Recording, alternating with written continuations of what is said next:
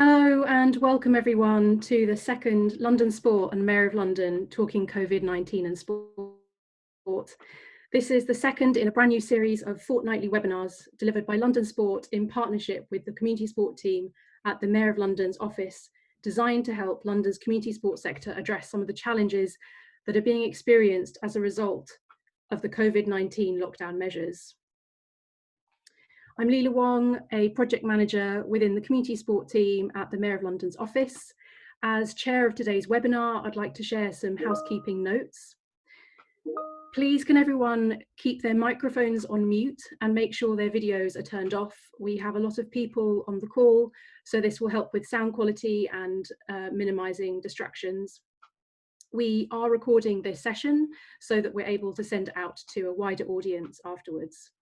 So first, as an introduction, Talking COVID-19 and Sport is a new initiative that has been developed in response to the current crisis to address the biggest issues facing London's physical activity and community sport sector at this time, and to offer practical advice.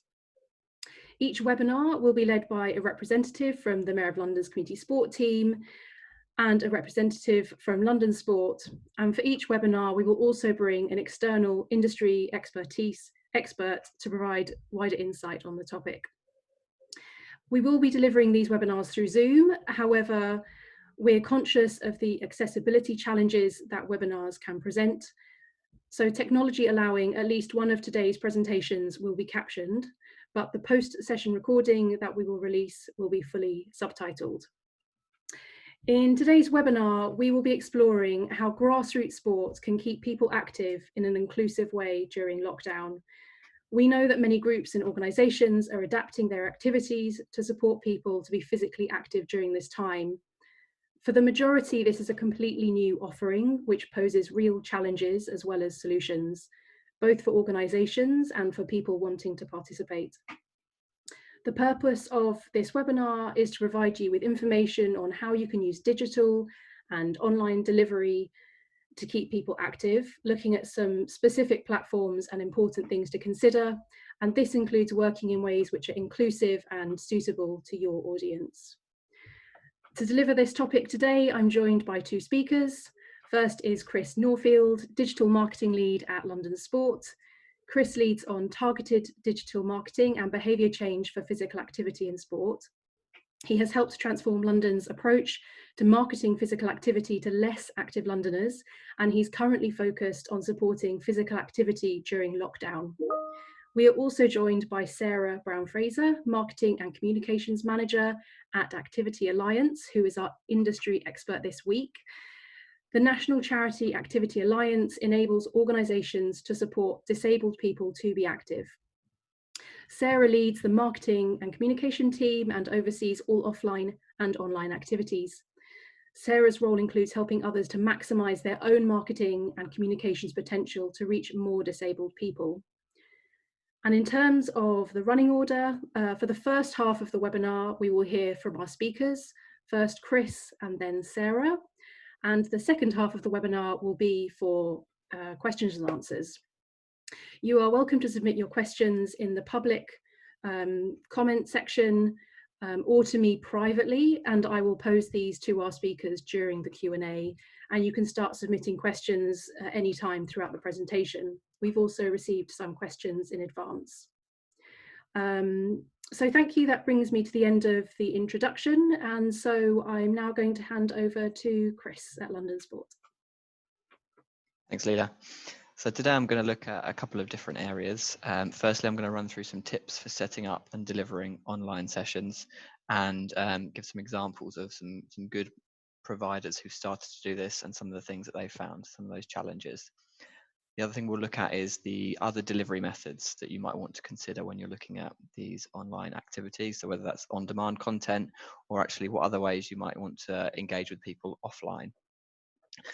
Paulina, if you could pop in the chat the link that's in there, which is to a guide to live streaming. This is something that I'll refer to throughout the presentation, and it really is a good resource around how to deliver activities online, which we've put together with the Open Active community, with Sport England, with Exercise Music and Dance, and other participants.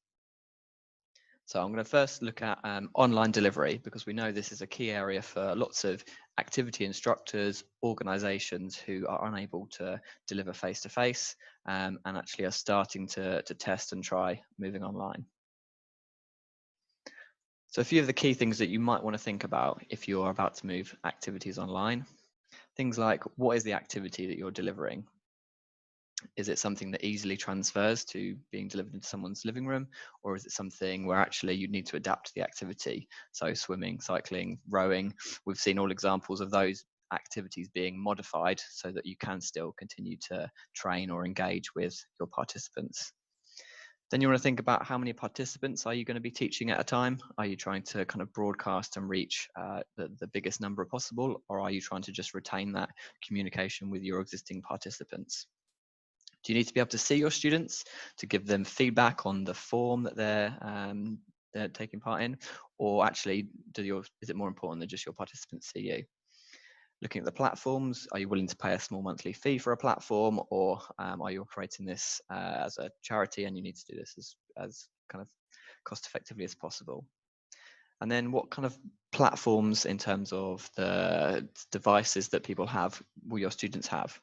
Will they likely have a Facebook account? Will they be able to go on Zoom and connect to a laptop? These are all things that you might want to consider and might inform your choice. Then thinking about what equipment have you got? What equipment might participants need? How could you adapt sessions based on the equipment that might be available to someone? And finally, do you have an assistant to help you with that broadcast? What we've seen certainly from a lot of instructors is actually having someone there to help in terms of comments, questions, looking at a laptop if you're delivering off a smartphone at the same time. That can help in terms of delivery.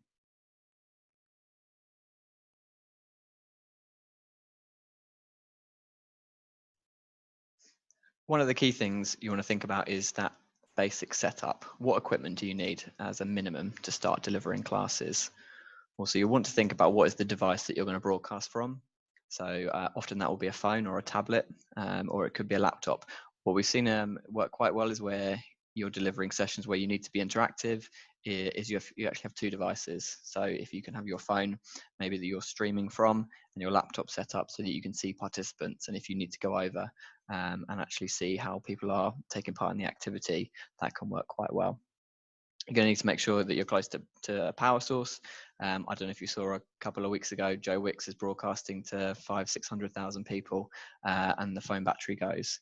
So it definitely happens to everyone, but making sure access to power, that it's plugged in, and clearly you've got a decent internet connection as well. We've looked into it, and anything over 1.5 megabytes should work for streaming a session, but obviously the faster the better in terms of an internet connection. You also might want to test doing it over 4G versus over Wi-Fi. There can be a difference in that, and we've seen people have to drop off Wi-Fi and pick up on 4G. Setting up your device, so looking at where it's placed, how it's kind of held in place, whether that's a tripod or a stack of books or an improvised solution that you can work out in your living room or the area you're delivering in. And clearly a hazard-free area in which to work out. Again, you want to look at modifying that session so you don't need to move around as much, that you can deliver the activity within the setting that you've got. And then whatever workout equipment you need to deliver for the class. Other tips we've heard around placement. So if you don't have a kind of a lighting system internally, then what can be really useful is if you have a window facing you. So don't stand in front of a window, because it can actually be quite hard for the camera to focus on you with the light coming in behind you. There are actually kind of quite low cost lighting solutions, ring lights, that you can get, which can work quite well when you're broadcasting sessions, and that will help with the quality of the session that you're delivering. The other thing to think about is microphones. So if you're delivering certain activities, do you want to have a wireless mic, something that you could clip onto you, or are something like earbuds, or just kind of a microphone connected to a laptop or a camera?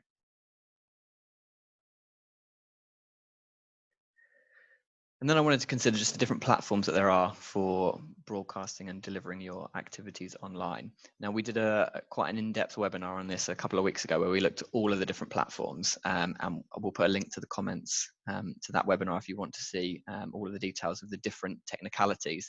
But today I just wanted to touch on 3 different examples, and these are really not specific to the platforms, but more about the type of session that you might be delivering. So the first one is a session where you just want to broadcast to anyone and everyone. So we're going to look at Facebook Live for that. The second example is going to be around broadcasting, but to a closed group of people. So for that, we're going to look at using a closed Facebook group. And finally, if you wanted to deliver an interactive session where you can see participants and potentially communicate with them throughout, that could be group or one-to-one. And for that, we're going to look at Zoom today. There are obviously lots of other platforms out there, but there's more information about those in the webinar that I mentioned. So that first idea, if you're looking to broadcast to anyone, a good example here is from our parks, who are delivering a number of sessions through Facebook Live every day. And these are sessions that anyone can access at any point. So in order to deliver these, obviously you need a Facebook page. But then once that's set up, it is as easy as creating a post on Facebook. There is a button as you go to create post that says go live, and you'll have a full screen video displaying. And we've seen organizations will schedule throughout the day or throughout the week times which they're going to go live, and people who are following that page will get a notification to say that they've gone live. What you normally find is that the people delivering these will do a bit of a preamble, so 2 or 3 minutes talking, welcoming, mentioning people they see that are joining while people start to join, and then starting the activity. You can also use Facebook ads to promote these, so you can set it up as an event and then start to promote it if you want to reach a wider audience. One of the things you get with this is you'll get people commenting, but you won't be able to see people. Again, quite useful here if you've got a second person who can either admin any of the comments or pick up anything that's coming through, because when you're delivering, you won't be able to do that. You can do very similar with YouTube, but for YouTube, you'll need over 1,000 subscribers in order to go live from the phone. So just something to be aware of. Then if we're looking at that idea of broadcasting, but to a closed group. So say you want to only deliver your session for your existing group, or for a group if you're delivering a paid session and you want people to be able to access it, but actually there is they need to pay to access, then you want to create kind of a closed group. A good example here is Later Life Training. They've got a group called Make Movement Your Mission. So you'll see here they've got about 2,500 members at the moment. You join the group, and then once you're in the group, when they go live, you can see the live videos. Now, this is a really good example of actually the videos are good. You get engagement while it's happening, but after the video, there is lots of interaction between people who are in the group. So that can be really, really a good way to kind of continue that on outside and away from those sessions. I'd highly recommend joining the Make Movement Your Mission group. It's targeted at older adults, and they do 3 times a day, 10 minutes of sort of seated or chair-based activity, and it's a really good example to look at. Just on Facebook groups, you've got 3 options. So it could be a public group where anyone can join the group. You can have a private group where anyone can apply to join, and then you can admit people or not admit people, and you can put criteria, or you can put certain questions that people have to ask. Or it can be a completely hidden group where you then have to send out the link to people. Finally, looking at the option around interactive, so either group sessions or one-to-one. Zoom is clearly a good example of that. So much like a meeting or a webinar, you can see the participants. They can see you, and you can either mute all the participants, or you can individually let people kind of talk back and feedback to you. You'll need to send participants the meeting link beforehand. And one thing that I've certainly found with groups like this is they can lack that peer-to-peer engagement and that kind of supportive community outside the group. So I do a class with my daughter, a music class, which she's been doing. we do the Zoom class, it's great, and then once the session's over, there's actually no real way to kind of continue that conversation with either the instructor or the participants. So with something like this, you might want to consider what other ways can you sort of facilitate a network for that group, whether that's a WhatsApp group, whether it's a Facebook group, or even if it is just through email or text message with the instructor, some way to support that kind of continued engagement. If you're doing Zoom, you probably want to consider using a pro account. It's $11.99 a month, but it does get over some of the limitations of a free account, which is things like you can normally only run a session for 40 minutes if you've got a basic account, and that can get quite tight in terms of delivering an activity when you've got time at the start for people joining and ending. As I said, there's lots more kind of technical advice around the particular platforms in the link to the webinar that we'll send out in the comments. Couple of things to think about before your first session. So thinking about the kind of safety, in terms of the area you're delivering in, and for your participants. Also safeguarding if you're delivering to children. What particular elements do you need to put in place to ensure that that's safe? And also insurance. Are you insured to deliver that activity and to deliver either one-to-one or group exercise sessions online? Again, I'm going to point to the link that should be in the chat, guides.imin.co/live streaming. We've pulled together all of the most recent advice around these. So for safeguarding, there is a checklist around things to consider. For insurance, there's guidance from Exercise, Music and Dance, who are the largest NGB in this area. And that's really the place to go if you want to consider what you might need to do in terms of either a health and safety kind of statement, asking participants questions about their health and well-being before they start, and considering all the issues around insurance as well. Music is similar in that you need to consider what licensing you have around music and what's the best option for you. Again, there's guidance on that web link from EMD. One of the interesting things around things like Facebook Live and YouTube is that if you are broadcasting live, both those services will be listening in the background. And if they hear music that is well known, they will just cut off your broadcast directly, even if you separately have a license for delivering activities. So the best guidance we've seen at the moment is EMD have got a list of license-free music that you can either buy or download and use. And those are things that should not mean your activities are stopped. Finally, test it as much as you can. I'd certainly suggest either getting a few participants to do a practice session before you go live, and working out all of the kind of difficulties of delivering a session. As I'm sure you've probably seen from webinars, from online meetings, things always go wrong. But again, we're all human, and people who are taking part will kind of enjoy seeing that side of things. Finally, if you're looking to promote those activities once you've got them set up, clearly you've got routes to your existing participants, hopefully, and so supporting them to access, whether it's a Zoom link or a Facebook link, will be one of the ways you might want to do that. You'll have seen quite a lot around social media platforms promoting online activities and workouts, and in particular Sport England have got their Join the Movement campaign with the hashtag #StayInWorkout. So they are currently live with some, I think it's radio and potentially TV adverts around this campaign. From next week, they're going to have a live virtual timetable of activities that are delivered online. That's going to be powered by open data. So in order to be in part of those, you're going to have to be publishing your activities via one of the booking systems that publish open data. Again, all of the information about the booking systems is on the guides.imin.co/live streaming.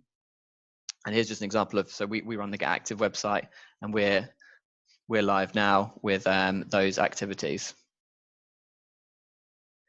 My final thought on this is that certainly this is an area where there is lots of opportunity, but live streaming is definitely not a silver bullet. I think there's a very interesting parallel to be made with online learning. And what we've started to see from the online learning space is that actually there's quite an inequality in take up. So in terms of schools, we're seeing that in some areas, say private schools, you're getting maybe 100% take up of online learning, and in other high poverty areas, up to sort of half of participants maybe not being able to take part. So you don't want to rely just on kind of the ability to access live stream exercise as our solution. We also want to think about things like how we can service people with on-demand videos, radio and TV. There's a good example of the 10 Today initiative that's broadcast on the radio.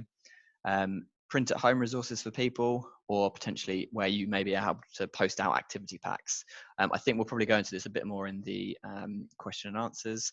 And I know also that Sarah's got some comments coming up around making the activities accessible and looking at how this will help in terms of improving access to the activities. But I'll now hand back over to Layla. Thanks very much, Chris. Just before we move on to Sarah, just a notice for anyone that joined after the introduction, a reminder please to keep your microphones and video off to help us with sound quality, and also to let you know that we are recording so we can share this with a wider audience afterwards. We've got some questions coming in, which is brilliant.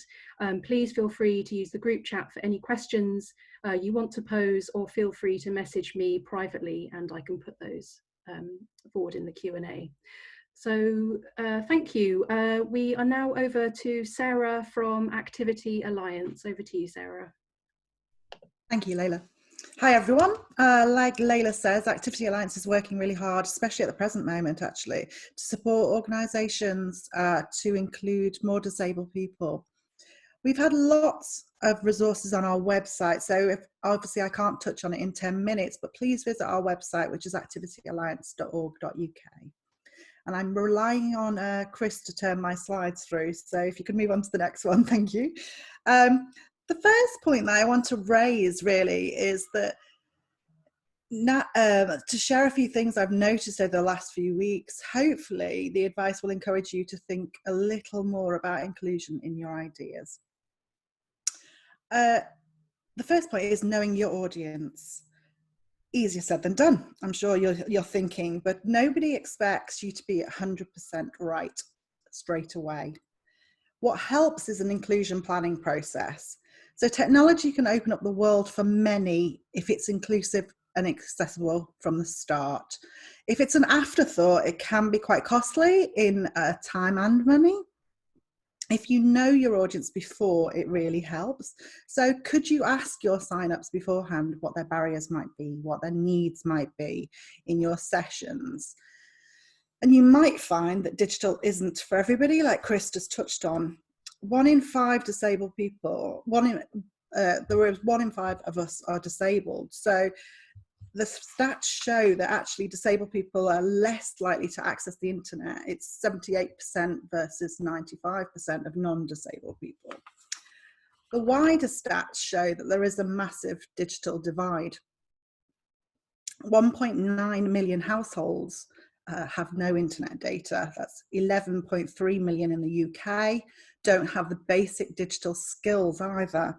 And the hardest hit groups are actually disabled people, older people, asylum seekers, and refugees.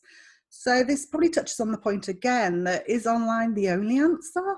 Could you complement it with other methods like posters through the door, DVDs, downloadable sheets that people can access? Chris, if you could move on, thanks. The second point is about people like me. Is everyone sporty? Who is running your sessions, promoting your sessions, or joining in? Disabled people are almost twice as likely as non-disabled to be inactive. So many of us are coming from an inactive viewpoint. Are your sessions considering things like length, timings of day? Because sometimes people with especially long-term health conditions might prefer certain times of the day. Are there rest periods in your sessions for things like concentration peaks? Intensity levels, not everyone will be able to go full on from the start. So if you've got different sessions that cater for different levels. The language you use also matters. So the instructions you use may not be easily understood by a large audience. Plain English and easy instructions really help to move that on. It also helps actually for people whose first language might not be English. You can use your networks and organizations out there to get the right advice. There are your friends and family actually might have that advice for you. If you can move on, thank you. The third point is involving your community in production.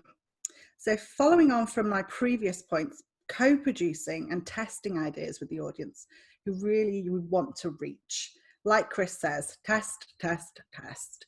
Include in that group different age groups and people with different impairments, because it also helps you to find problems early on. Use the free tools that are out there. Learn what your platforms can and cannot do. I'm especially learning quite now at the moment with a lot of the video platforms that are available. Some video platforms provide auto captioning. Word of warning on auto captioning though, as you've probably seen through the first presentation, it's not always accurate and background noise, etc., can affect the recordings. Apps like Clips, you can add subtitles for yourself and you can edit them too, which is always helpful. YouTube, you can add your own subtitles, and you could add voiceovers as well to help things like audio description for visually impaired people. You've got to think about things that have got visual and audio cues. So for some visually impaired people, they will require obviously more audio, and for some people with hearing loss, they will require more visual cues. And the last point really to raise is really about collaboration and sharing. Just like Joe Wicks, you might have seen recently, worked with a local organisation to get a lesson, to get a session with British Sign Language. Sofa Superheroes has a disabled fitness instructor. There are a range of disabled and deaf instructors out there that actually will be willing to help you. And then it's about sharing your good work with disabled people and organisations who you work with disabled people. So social isolation will exist long after lockdown. So please, once you've taken this knowledge and learning on board, please continue to use it long after we are all not so much social distancing anymore. And good luck.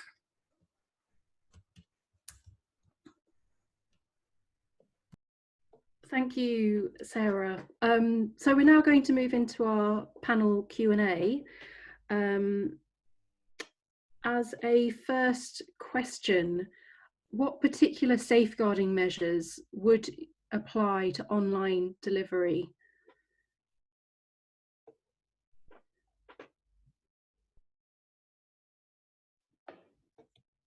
Chris or Sarah, do either of you want to respond to that? Sorry, I'm just going to pause my share. 1 second. Can you see me all right? Yes. Yeah. So safeguarding is going to be clearly very important when we're looking at working with an under 18 audience. Certainly it's around things like who is going to be present when you are, if you're instructing, who will be present at the other end. So things like not potentially doing one-to-one sessions. Also, what are the ways that you are communicating with the people who are taking part in your activities? So again, like you may have with face-to-face sessions, you probably don't want to be encouraging individual instructors talking to individual kind of children through different platforms away from that. So it's really around kind of taking the principles of what you might see in face-to-face sessions, but then looking at them with this kind of remote learning kind of lens on it. I'd recommend the CPSU guide to safeguarding, which is on their website. There's also a couple of active partnerships have created their own checklists around safeguarding, and I'll try and share a couple of those links in the comments now.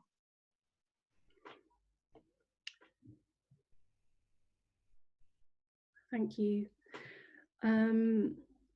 We've had a couple of questions around participants that don't use Facebook. You know, what are the other options? Do you want me to touch on that? Yeah, go for it.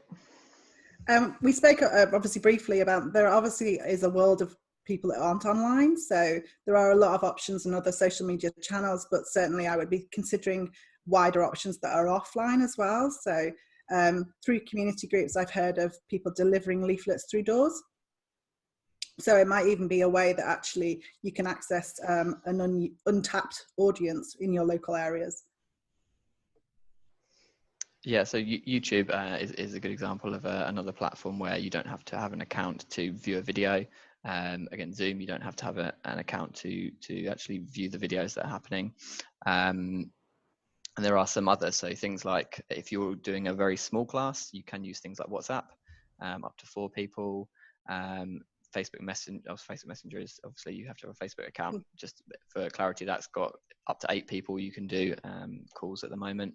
And Skype is another platform that has been used. Thank you. We've had some questions around recording and sharing, and what the kind of legal implications there are there for both organisers and participants. That's definitely a Chris question. So just clarify, that's in terms of recording a session and then so broadcasting it out? Yes, and I guess both thinking about organisers wanting to record and share, but potentially if participants are recording as well, what the implications are for that, what an organiser might need to do to make sure that they are compliant legally and with GDPR, I imagine. Yep, so I think certainly with something like an interactive group session, you need to be clear with people about what they can expect, so that with for example, a Zoom, where you've got a group of people doing a fitness class together, you need to be clear that if people are turning on their videos, that other people will be able to see them. You would probably best practice, to speak to them beforehand and let them know if there was a reason you were going to be recording the session. I haven't seen a lot of examples where you might record a group session and then kind of either play it elsewhere. Those group sessions tend to just take place for the people who are participating.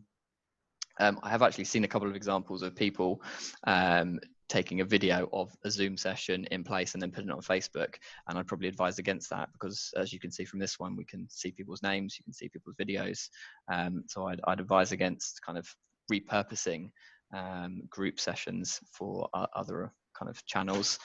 Broadly with broadcasting activities, if you are broadcasting yourself as an instructor, that's probably one of the better ways of trying to get those activities out to a wider audience. Thank you. We've had a question on methods that people can use so that they could report on participation data while delivering activities online. So I'm thinking that might be around reporting back and to say, if you are delivering as part of a community scheme and reporting back to the kind of organisers. I imagine that they mean about reporting to funders. Funders.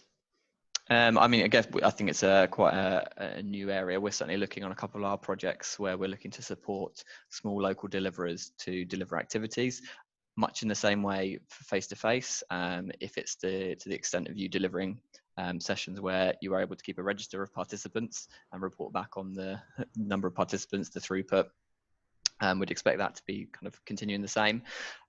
One thing I would think about is, though, if you were looking at, say, delivering a session which you were broadcasting through Facebook and then using metrics like likes or clicks, those things are kind of notoriously unreliable. Watching a video might actually only be 3 seconds rather than watching the whole thing. So I'd be wary of looking too much at the kind of digital metrics for how many people you're reaching.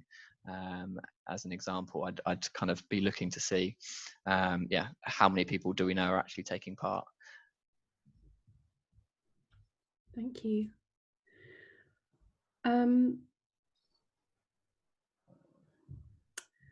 So we've got another question here about how do you engage inactive people remotely who you haven't previously engaged? So we know that lots of organisations are still trying to reach new people, but that's obviously a struggle at the moment. What advice could you give?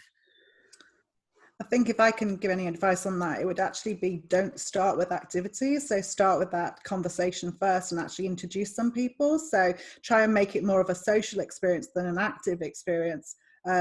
We do a lot of work with inactive audiences in terms of our Get Out, Get Active program. And often we find people are probably turning up and want to turn up for more of a chat and a cup of tea, as well as do a bit of yoga. So you've got to really add the fun aspect into activity as well, because certainly for an inactive audience, they're not always there to be, you know, as completely active as we think they will be. So certainly introduce instructors, do little mini chats, maybe have a one-on-one session if they require it, to sort of ease those burdens or help with confidence during that session.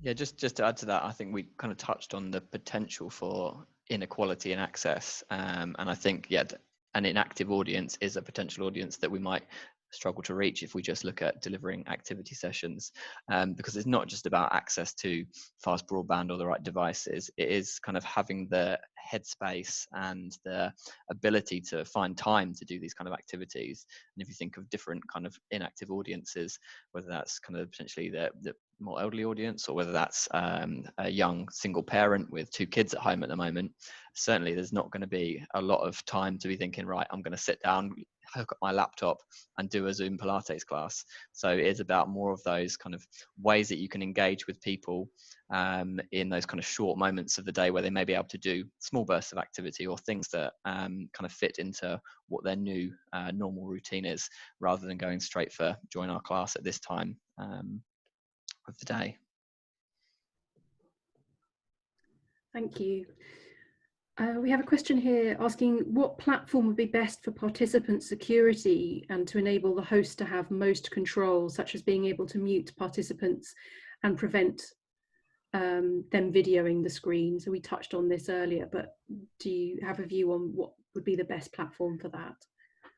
Again, I think if it's going to be that sort of, if it needs to be interactive, then you're going to have to look at the sort of the webinar or the kind of online meeting type platforms. I know there has been quite a bit of sort of concern and press around Zoom and the kind of the security of that. Again, I'm not a technical expert on that, so I'd suggest looking into that a bit further. It's really about that kind of decision. Do you need to see the participants? Do the other participants need to see each other while we're taking part? Certainly one of the best examples I've seen is the kind of within a Facebook group, you broadcasting live the activity so that you have participants in the group, but actually you're the only one kind of broadcasting, but people can engage as they would on Facebook. That's certainly one of the, I guess, safest and easiest methods to do that. Thank you. And Sarah, you also touched on this in your presentation, but how do you practically support those who have English as a second language so that they can access the activity but also understand what's being communicated? What are some kind of practical things that people could do?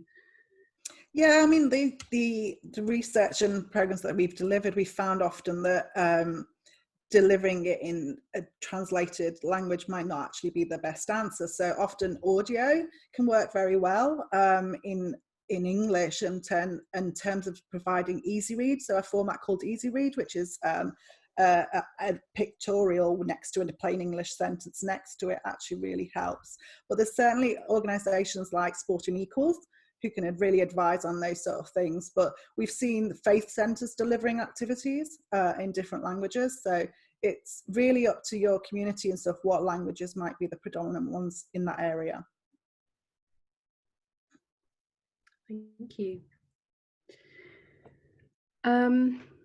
Question around how to support young people to do activity at home digitally when they may be severely limited by their data access and plans.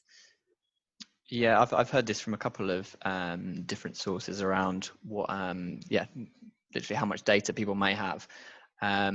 So there's a couple of things I guess to think about. So one, if we are talking about online fitness or activity exercises, there is a difference between streaming and downloading, and a simple rule of thumb is that if you're going to do an activity more than once, then you probably want to download it so that you can kind of watch it multiple times without using more data.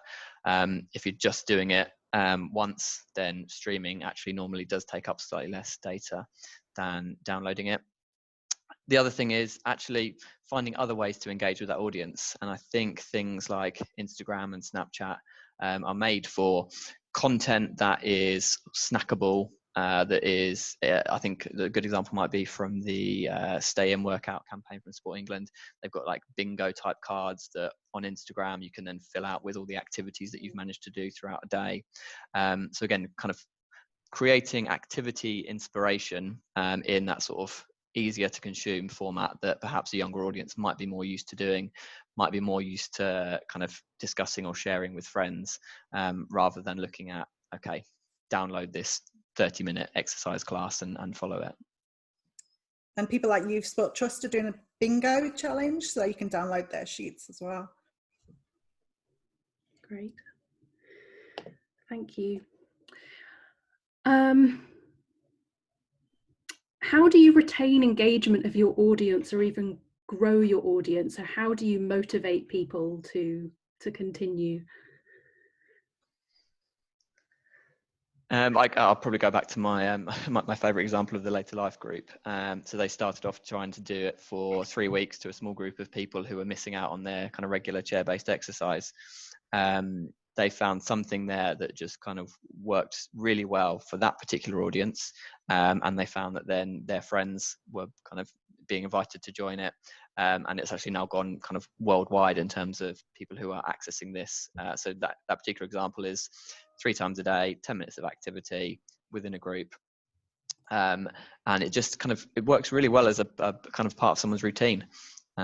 People like to kind of have that check-in and that ability. They know it's going to happen every day, so they can be there, and they have the communication outside of that with the other people in the group, with the instructor, with a few other kind of knowledgeable sources. I know that I've seen some other examples where people might set like different challenges. So often giving like a time limit to something might mean someone thinks, oh, I can stick with this for it's a 10-day challenge. You might get to the end of 10 days and then you can do another sort of challenge that might inspire people to do that. So I really feel like the social aspect of this online delivery is going to be one of the key things that kind of decides whether something succeeds or fails or keeps people engaged or not, because it really is about trying to replace and potentially even enhance that ability of you as a person having that contact with others around a sort of a shared interest, shared topic, and I think whatever ways you can find to engage that group and prompt them to engage with each other will definitely be a kind of important part of this. Great, thank you. We are doing really well at getting through questions, so please, if you do have any questions, do send them in and I'm sure we'll be able to get to them. Our next question, even when exercising remotely, a lot of activities require small items of equipment that may be shared and accessible in a community sport venue, but not at home. So someone said balls, skipping ropes, exercise mats, etc. How can somebody get around this, I guess, as the person organising the activity? We released actually some resources last week that were called STEP resources. So it's a way to include everybody in the home, and that stands for space, task, equipment and people. And it is things like simply using water bottles rather than weights. It's about, bags of rice rather than weights as well, towels instead of resistance bands. So there's lots of ways and lots of items around your house that you can use that don't necessarily require for you to go out shopping and start buying lots of different equipment that, one, it's possibly not safe if you haven't used it before, but also, actually, if it's available, use the ones that are actually around the house. Yeah, if you look at this new Sport England campaign, the I think 60 seconds of people improvising what things they've got, and I've certainly seen things like tights instead of resistance bands, beans for kind of workouts. So it's providing, I guess, guidance or inspiration for people to find things in the house that they could use that will be kind of safe to do as part of that workout. Thank you. We've had a question here saying, with sports such as kayaking, it's come from a boat club, it's difficult to replicate online. Any suggestions about how to engage kids when all they want to do is go back out on the water? It must be the same for many sports clubs. Yeah, I think that's got to be really, really, really tough. Certainly for those kind of activities, which are simply not possible at the moment. I know I've certainly seen examples from Swim England around the sessions that they've been developing, how they've broken down, I guess, components of it. They've got certain, I guess, qualifications for, I think they might call it on land training. So I'd probably look at things like the national governing bodies around any guidance they've got around aspects of the activity that you can do. I mean, not to sound like a broken record, but again, it's kind of maintaining that engagement. And even if it isn't the actual kind of activity that people are doing, actually, you're all still people who enjoy that activity and are brought together by that. So other ways of kind of continuing the social interaction with people will be, I think, a useful thing to continue, and looking where you can bring in elements of that, I think would be a useful thing to do. Thank you. Our next question is, how do you make your activity stand out at a time when there are so many virtual options for people to take part in? Yeah, I've certainly started seeing that. I don't know if you have, Sarah, but like we've kind of gone from a quite a locally based system where you had to stand out in your kind of local area to now actually everyone anywhere in the world can access that. And I think you've seen like how much Joe Wicks has got from having a strong brand and being one of the first out there to access that. I think for me, it's around being really clear about who your kind of target audience is. Who are you delivering the content for? And if you can deliver something that works really well for that kind of group's needs, then they'll be likely to sort of bring other people along with them.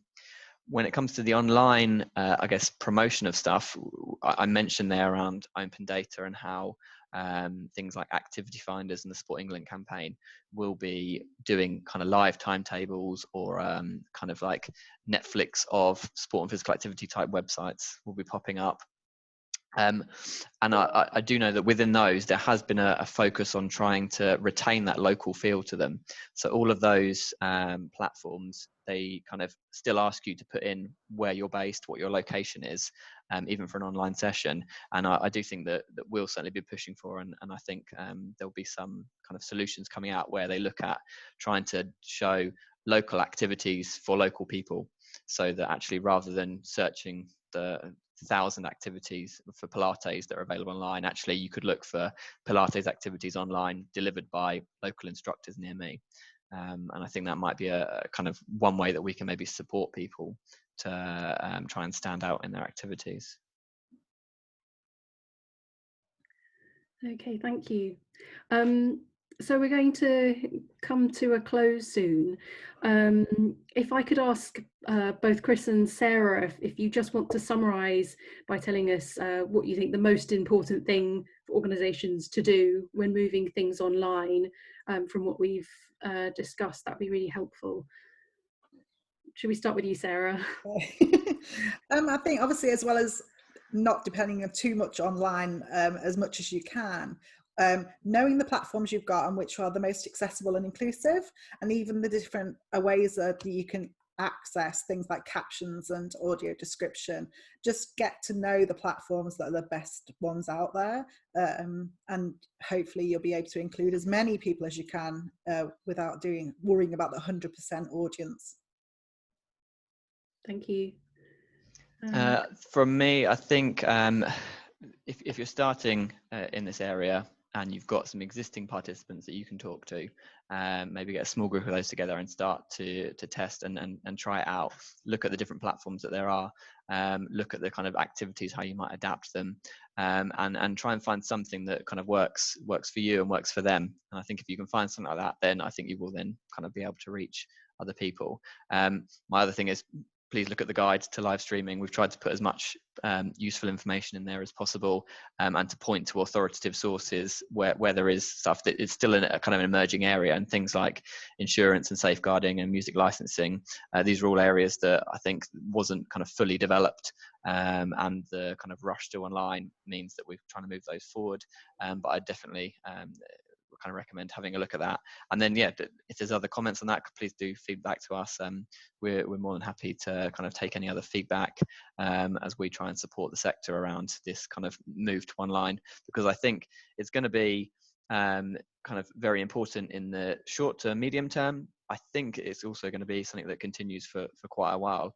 And one of the things that I think could actually be a real benefit from this is having online delivery as a bit of a bridge to activity, potentially for that kind of less active audience again, just breaking down some of those barriers that come with trying to go and start an activity for the first time, having to turn up, and all of the kind of worries and concerns people might have about that. I'm hoping that in the long run we can use online activity and engagement as a way to support less active people into activities, and then into those kind of face-to-face activities again in the future. Brilliant, thanks Sarah and Chris. So I think we've answered all of the questions that have come in, but if I've missed anything and there was a question that wasn't answered, or maybe you didn't want to ask it in the context of a public discussion, please contact us directly. You can email events@londonsport.org and we will pick that up and respond to you personally. I've had a few questions about asking whether this webinar is going to be shared.